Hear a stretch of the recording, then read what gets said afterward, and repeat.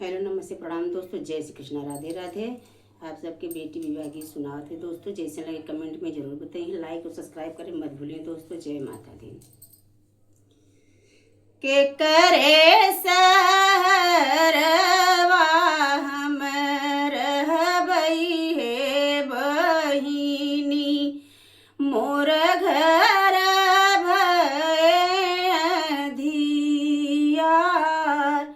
चुप रह मोरे भैया ए सजीनी बोल, तोरे संग बहिनी तोहार, उत्तम लगन देखी करबई बियहवा,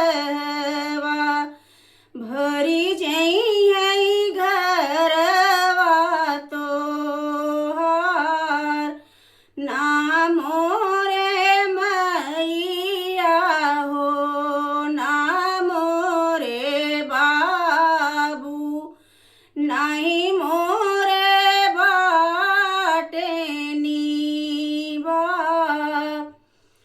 कहे मोरी बहिनी रे इहे जगीरो पे, के न करियै सेवा सत्कार,